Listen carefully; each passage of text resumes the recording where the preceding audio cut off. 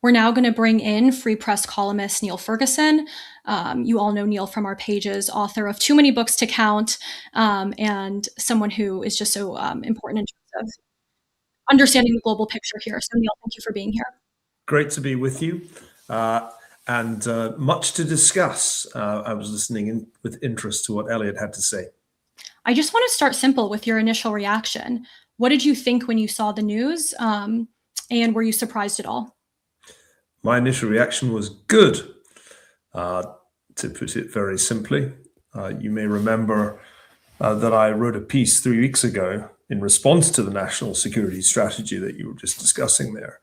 And I said, the most important thing about this document is what it says about the Trump corollary and the Western Hemisphere. And I explained to those who perhaps had neglected their history of the early 1900s that the Roosevelt corollary was the corollary to the Monroe Doctrine. The Monroe Doctrine said that Western European powers rather couldn't intervene in the Western Hemisphere, which actually they did.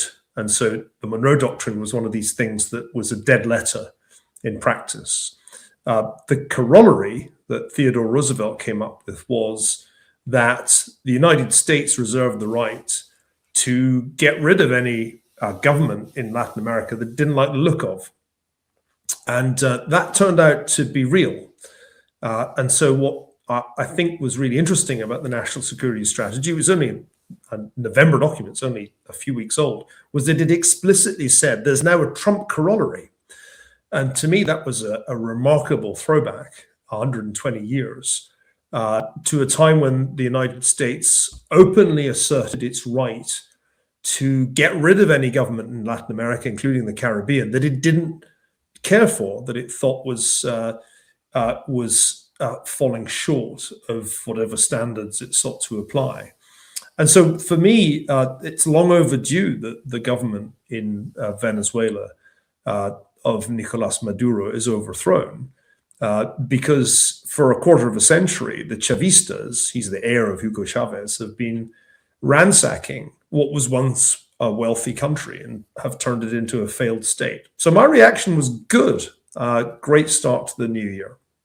I'd love to, and I put this question to Elliot, I want to put it to you as well. I'd love to get your comment on the people who are sort of falling in line with the New York Times editorial board's framing, which is that this was unwise and illegal. And the thing I'll add on is to try to characterize some of their characterization is that, they look at the unintended consequences from US intervention in Guatemala or Chile or Panama, and they say we shouldn't do this. So how would you respond to that line of thinking? Well, the New York Times has taken this line for about half a century, maybe longer. And it's always denounced and criticized every US intervention in Latin America. And it's never noticed or acknowledged that when the United States has not intervened and it's allowed leftist governments to gain a hold of power, the results have been terrible, and terrible for a very long time. Cuba is the obvious case. Failing to overthrow Castro's revolution meant that Cuba spent half a century under a tyrannical, undemocratic regime. Next up, Nicaragua, and then most recently Venezuela. So the truth is that when the United States says, okay, that's life, the left control this country, they really do control it, and they remain in control of that country for a very long time. People have been hoping that the Chavista regime of Maduro would be overthrown by internal opposition. But that hasn't happened, because even when the opposition won an election, the regime stole the election and used repression against the opposition. Same story with Nicaragua, same story with Cuba. Whereas when the United States has intervened, you can wring your hands, and people have wrung their hands for many years about the brutality of, say, the Pinochet regime in Chile. Nobody condones the regime's use of murder and torture against its opponents. But it didn't last all that long, and it transitioned ultimately peacefully to democracy, leaving, incidentally, the Chilean economy as the strongest economy in the region. So if you actually look at the cases when the United States has not intervened and the cases when it has intervened, I think you could make the argument that the Roosevelt corollary is quite a good thing and shouldn't have been allowed to fall into disuse. The interesting thing is that because the New York Times and liberals generally have maintained this consistent drumbeat of criticism of every intervention, portraying them all as disastrous, over time, Republicans and Democrats alike shied away from intervention. And we kind of gave up taking that kind of action. I mean, the last time there was a really decisive intervention was the overthrow of General Noriega in Panama, and that was Ronald Reagan. Subsequently, I think the United States approach has been increasingly a passive, fatalistic one. And for Donald Trump to change that, to revive the idea of a corollary to the Monroe Doctrine, and then to act on it within weeks of announcing that, to get rid of Maduro, is a very, I think, very healthy thing. But, I don't agree with the New York Times view of the history of Latin America. You are our historian at the Free Press.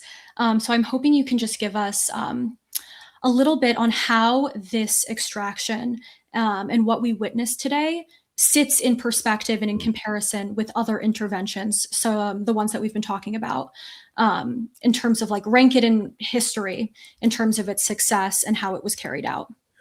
Well, of course, it's too early to tell how successful this is going to be, because a lot depends on what takes the place or who takes the place of Mr. Maduro. And if it's just his number two, then that doesn't really represent a huge success. I thought it was interesting that in his press conference today, President Trump talked about the United States running Venezuela until a real transition had occurred. That didn't sound like it was just going to be meet the new boss, same as the old boss. But we'll see. Obviously, the ideal from the vantage point of anybody who cares about the Venezuelan people and their country is that you get a legitimate, democratically elected government, and it begins to undo all the incredible economic damage that Chavez and Maduro have done. I think it's worth pointing out that the number of displaced people from Venezuela is comparable with the number who were displaced by the Syrian civil war. This has been a huge catastrophe. Venezuela became a failed state because of this regime. It will be very hard to fix that. So that's a challenge, and we'll have to see whether it's possible to get a transitional regime that doesn't simply become meet the new boss, same as the old boss. But if you put it in comparative perspective, I tell you what really strikes me. It is remarkable that the president, even if you regarded him as the illegitimate president of Venezuela, has been spirited out of his own country by helicopter and by boat to face justice in the United States for drug trafficking. The last time a Latin American leader was given this kind of treatment, it was General Noriega in Panama. 27,000 American troops were needed to achieve that operation. So this has been done with a remarkably small number of boots on the ground. We don't really know from what's been said today who exactly did this. You'd have to assume special forces, CIA. But this was a highly successful covert operation, which bears comparison with a lot of covert operations in the history of CIA involvement in Latin America that did not go nearly as well. And in fact, if you think back all the way to the Bay of Pigs, the history of American interventions in the region going back to the early 60s has been pretty checkered. So this is, at least from the vantage point of the history of covert operations, this looks like a very successful one. There was some speculation, and I would love for you to weigh in. I think Sky News also actually reported this, that there was actually a negotiated exit and the story about extraction is not, that there was more negotiation here. Do you think that there's anything to that, or that's, I mean, it's purely speculative, but I'm curious how you think of that. Well, one thing that I've learned as an historian is that no journalist ever accurately comments on a covert operation within 24 hours of its being executed. And it may be many years before we actually have access to the kind of documentation that would tell us what really happened. We know that they were trying to do a deal. There was certainly a negotiation, and it had been going on for some months to try and persuade Maduro to go quietly. I took the president to mean in his press conference today that that had not come to fruition, and that the extraction of President Maduro had happened despite Venezuelan defense measures. That was my interpretation of what he said. But I've learned enough from the documents of the 1970s relating to CIA involvement in Chile and elsewhere to know that we don't know now, and we probably won't know for some time. And anybody who kind of pontificates about what happened in the immediate aftermath is just winging it, unless, of course, they have access to classified information, in which case they probably shouldn't be talking about it. We have so far just been talking about intervention in Central and South America. I think when a lot of Americans think about intervention, they'll actually think about Libya or Iraq, because that was, it's more front in the American psyche. And people think of the cautionary tales. I don't want to exhaust this too much, but two questions I have for you. One is, are you confident in the administration and their ability to carry out a transition? Some people are saying, do they even have a plan?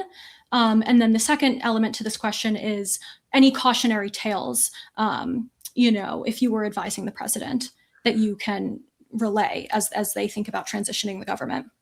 Well, I do think it makes more sense to look at this in the context of the history of the Western Hemisphere and American interventions there, rather than to look at, say, Afghanistan and Iraq in the period after 9/11, because those were radically different operations, a great deal further away from the United States. If one looks at the history of everything since 1904, which was the year of the Roosevelt Corollary, it's a mixed picture. I mean, some interventions were highly successful and succeeded in stabilizing countries that might otherwise have descended into Cuban-style revolution. Others less so. And so when I wrote the book Colossus, which was published back in 2002 in the aftermath of 9/11, I made the point that the United States had done a lot of intervening, particularly in Latin America and the Caribbean. And you couldn't say that it was all bad, and you couldn't say that it was all terrific. Sometimes the New York Times would tell you that, for example, the CIA overthrew Salvador Allende and installed Pinochet as a dictator. But that's not true. The CIA had tried to stop Allende becoming president in 1970 and had utterly failed. And by the time of the 1973 coup, the role that the CIA played was minimal. It was largely a domestic coup against Allende. So the history is complex. And I think the key lesson that I would suggest the administration needs to focus on is that it's hard to get a country that has been taken into the abyss of economic crisis on its feet again, unless you are prepared to provide significant assistance. And what I think I see in this administration is a deep reluctance to deploy American troops to provide that kind of assistance.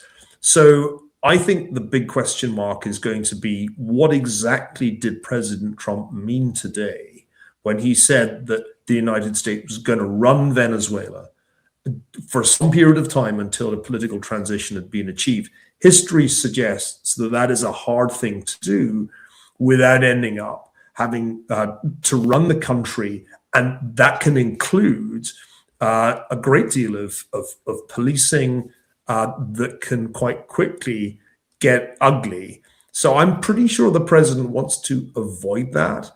I thought it was striking today how quickly he pivoted to the domestic political implications of ending the Maduro regime. He started to talk about the Venezuelan gangs in their role in American crime and narcotics. That's what he wants the public to think about, not are we about to get bogged down in some very messy and protracted presence in Venezuela.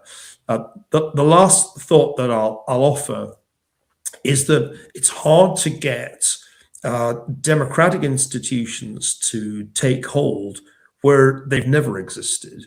But they have existed in Venezuela. It's only really a couple of decades since the Chavistas took over and broke the institutions of Venezuela. There's a memory, in other words, a Venezuelan middle class that remembers how to have something resembling the rule of law and democracy. And that makes it actually a brighter prospect than, say, Haiti. Haiti is a classic example of a country where the United States has periodically intervened and never been able to fix it. And that's because there's really so little to build on in Haiti. It's always been dirt poor and dysfunctional. But Venezuela was once a very prosperous country because of its oil wealth. And therefore, I think the prospects for success there are much brighter. And another way it differentiates it from people's impulse to compare to some of the misadventures in the Middle East.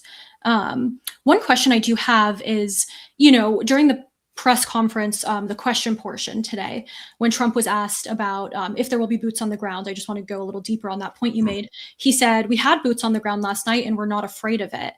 Do you think he has political capital, one, to have a larger U.S. presence to carry out this transition?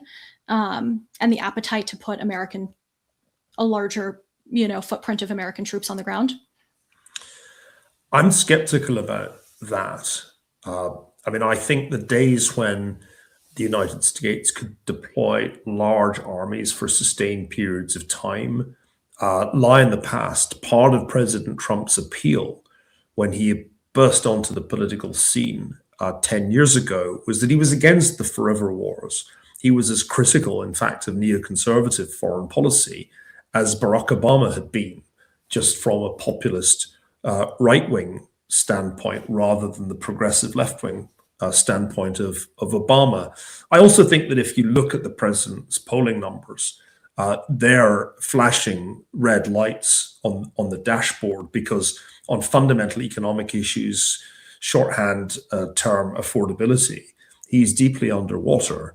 And that is, I think, why in talking about the operation today, he kept emphasizing the domestic political implications, because he really doesn't want to have to pitch to American voters a protracted military involvement. Yeah, there were clearly boots on the ground. You can't do what just happened entirely from the air, but not many. And I think it's my guess, and it is just a guess, that this was one of these illustrations of the extraordinary quality of US special forces that we've periodically seen in recent years. And my lesson is that the most effective boots on the ground are those special forces, Green Berets, Navy SEALs.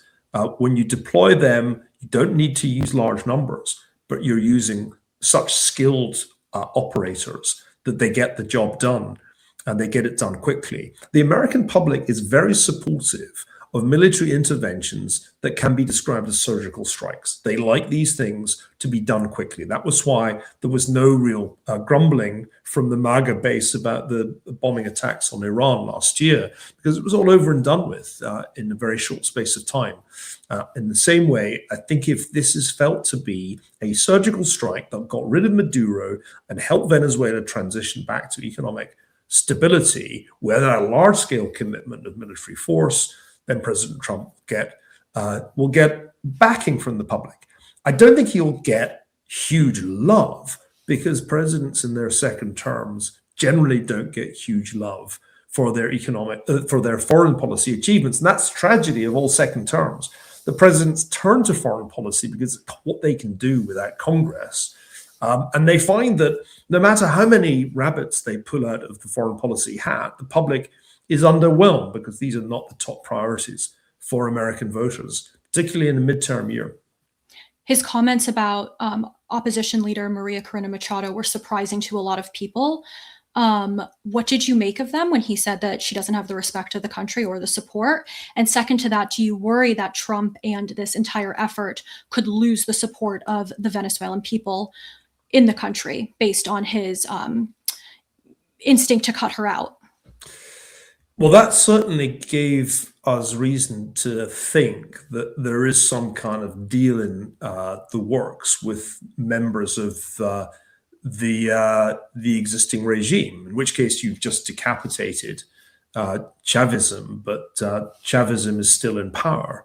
I think that's deeply disappointing to those people who have been working at considerable risk to their own lives for a democratic Venezuela. But as I said earlier, one of the things that I've learned is you can't know from the outside what is being done on the inside, and it's premature to pass judgment on this. I suspect that it would be a tactical mistake for the president to back her at this point when the levers of power are still in the hands of Maduro's lieutenants. So there's a tactical consideration here. Ultimately, presidents are not in the business of writing editorials.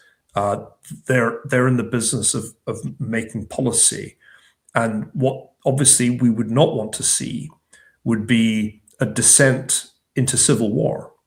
That's the kind of nightmare scenario that any intervention can lead to. In a way, it happened in Iraq. If you want to think back to the way things went off the rails there, they got rid of Saddam Hussein. That turned out to be easy. But then the problem was that without the regime, then the sectarian conflicts between Sunni and Shia and Kurds all rapidly escalated, and the place became ungovernable. It's not exactly the same for obvious reasons, but I think you can understand why at this early stage, you don't want to alienate the people who have the guns. And the people who have the guns are the Chavistas. Are you worried about, I guess to what extent are you worried about a similar situation where there's just like a lawless power vacuum? You obviously won't see a split on religious lines, predominantly Catholic country, but more so just chaos.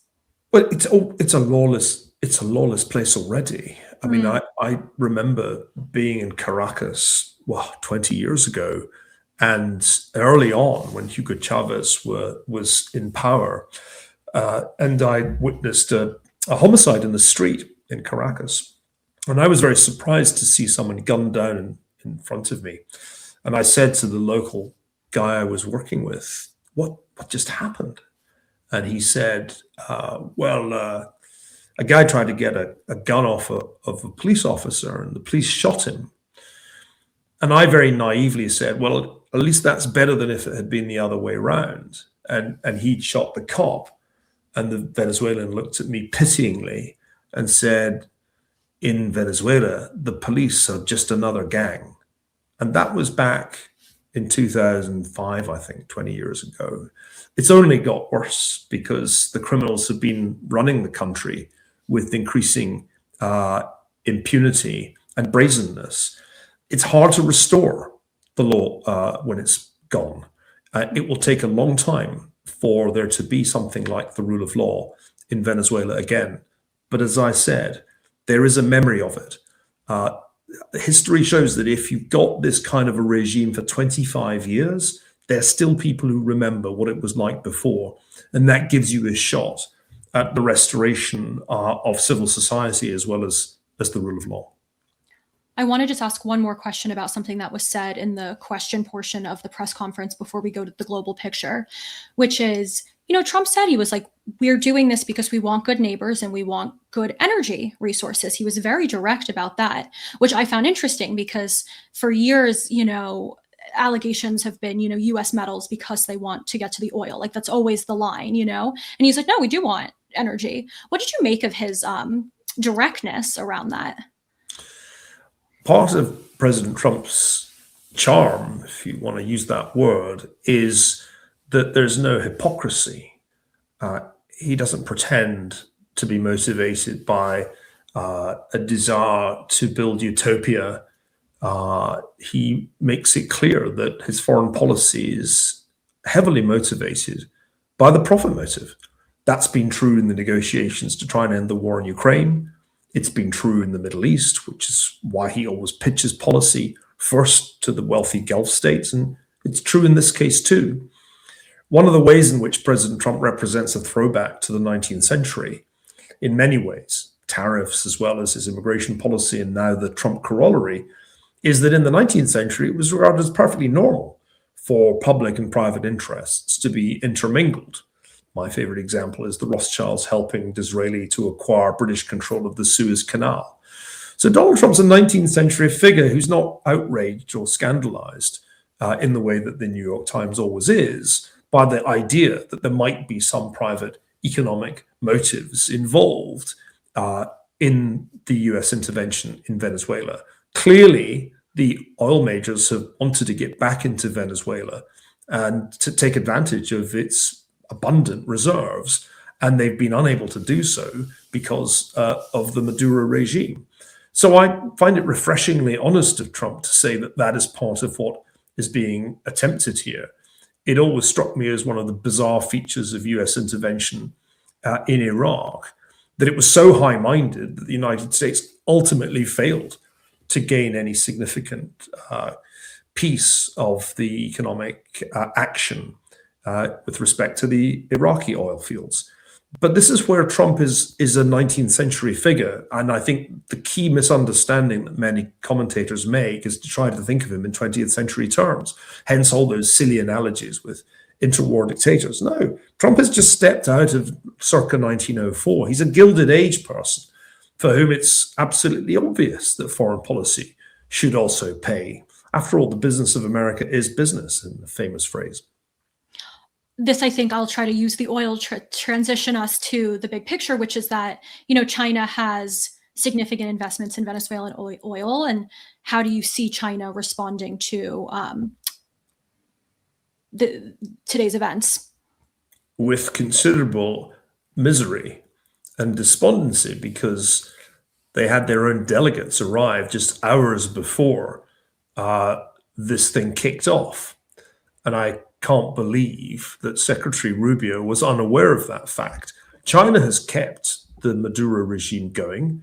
The Maduro regime is one of those clients of the authoritarian powers that are such a source of mischief to the world. And so not only China, but also Russia has been a source of support as the regime has sunk ever deeper into the abyss of criminality. What's great about this is that it so clearly sends a signal, President Trump made this clear, to others. I thought that was an important part of his press conference when he said that other leaders in the region should pay attention. I think it's a big reverse for China. China has been trying to build up its position in Latin America and the Caribbean economically for years. The investments have been on a pretty substantial scale, and they've been in pretty much every country. This represents a decisive turning of the tide against that. And I'm not sure what exactly Xi Jinping is going to be able to do in response, because it's pretty hard for China to play in America's backyard if America decides to play hardball. I want to bring in Iran also, because that's the other big story. Elliot and I touched on it only briefly. Massive protests across the country. Also an oil distributor to China.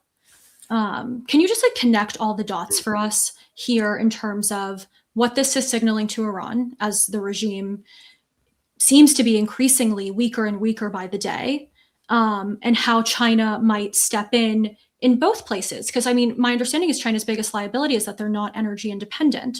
And so they really rely on Iran and Venezuela and Russia as well, and those three oil producers. So to lose Iran and to lose Venezuela would just be tremendous for loss for China. So can you just connect all those dots and explain that for us a little more? Well, China's not without its energy resources. But Mhm. when you look at the hydrocarbons, it's nowhere close to the United States and Russia. That's why China has been investing so aggressively in solar and wind, but also burning coal. And China is the biggest culprit when it comes to burning coal. It still needs oil, though, and it's been getting its oil despite American sanctions from places like Russia and Venezuela.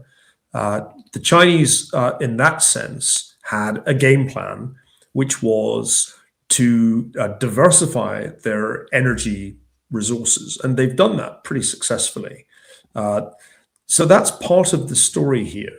Uh, the United States, of course, has been able to recover from its big dip in the 1970s and 80s when it was heavily reliant on imported oil. It's become a major oil producer again, as it was in the early 20th century. So the US is back. It's back as a producer of oil. It's back as a producer of natural gas. It's a hydrocarbon superpower. And President Trump's attitude is, and that's enough. We don't really need to worry about solar and wind. We're going to make the most of the hydrocarbons. And indeed, we're going to encourage the other hydrocarbon producers to pump, baby pump, and drill, baby drill. So that's kind of the energy piece. But none of this makes sense if you don't set it in the context of the geopolitical and ideological rivalry between the United States and China.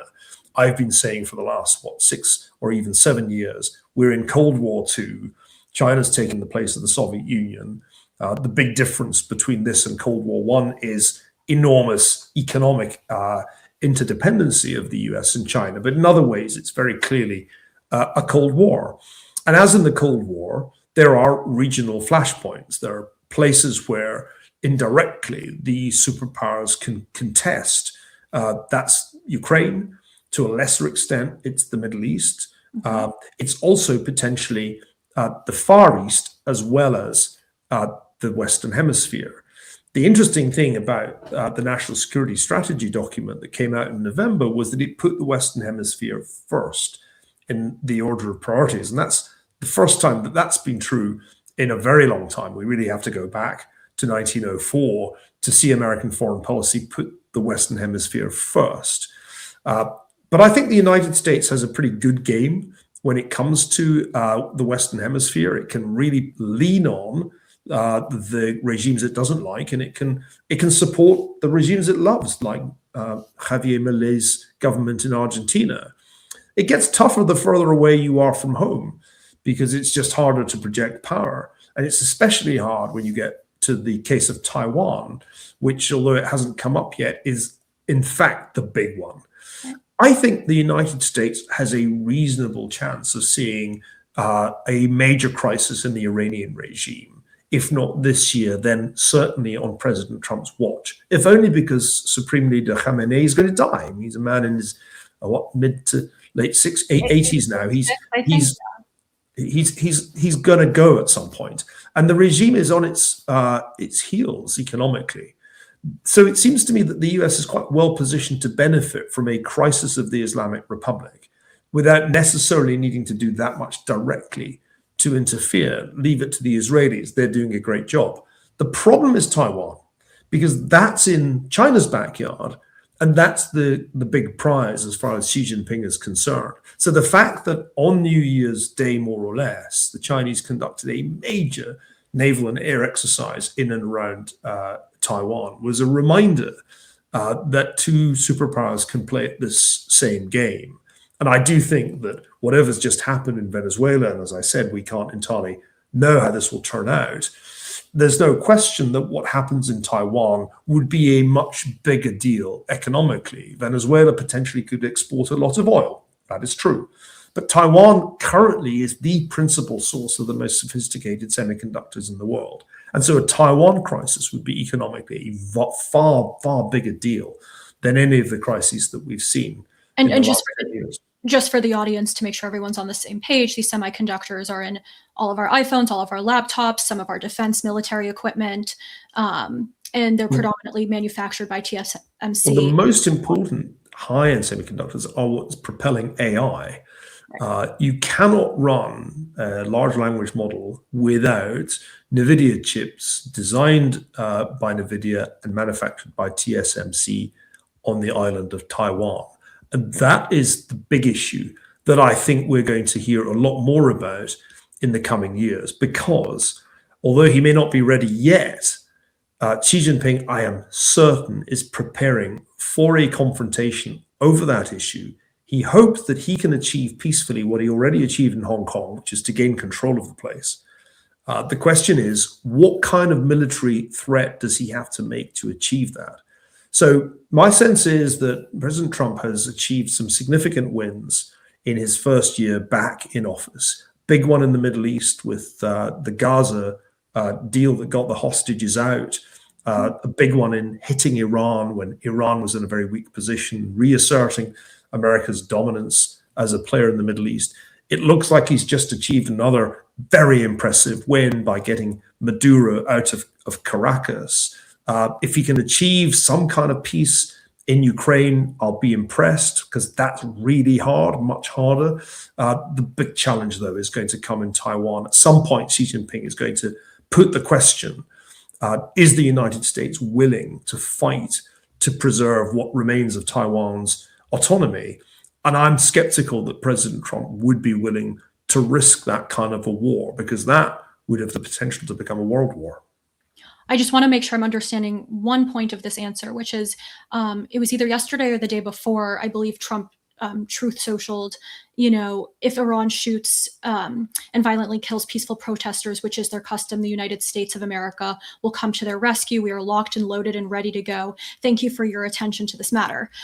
So I just want to make sure I'm understanding. Do you think that's a credible threat? I mean, we obviously see that he is willing to intervene in Venezuela. Obviously, as you know, what I'm getting from your answer, it's much harder and has much more risk the further away the intervention is. But I mean, it's sort of a similar story with Nigeria too. Like, he was tweeting that we were going to strike ISIS in Nigeria, and everyone said, no, it's a bluff. He's not going to do it. And then he seemed to have some form of strike. So President Trump is well able to use the extraordinary military capabilities of the United States wherever he wants. He could certainly strike Iran again. I wouldn't be surprised if at some point he did, as Iran is busily rebuilding its nuclear power plants. But it's very difficult to influence events like popular protests from the air. And ultimately, I think it's very difficult even for the most skilled CIA agents to achieve all that much when it comes to revolutionary situations. President Putin would like to believe that the CIA is extremely good at color revolutions and is forever knocking off regimes. It's actually very difficult to influence a revolution as a foreign agent. So it's hard for me to see that US intervention could be decisive in a revolution against the Islamic Republic from within. That's a very different proposition from spiriting Nicolás Maduro away from Caracas, partly because of the distance, but also because of the nature of the problem. Interestingly, President Trump seems to have walked away from the option of killing or having the Israelis kill Khamenei last year. I think the Israelis were willing to try that.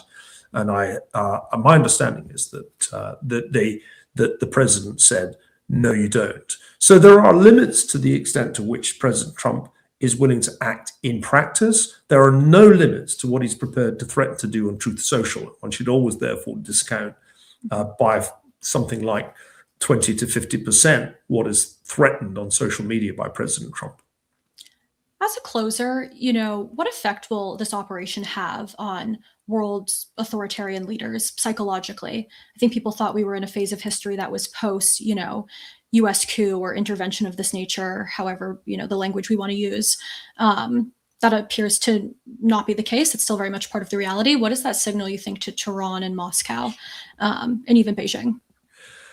Well, it's been argued for some time that this represents a return to a 19th century world where might is right, realpolitik is dominant, and the liberal international order that was created in 1945 is dead.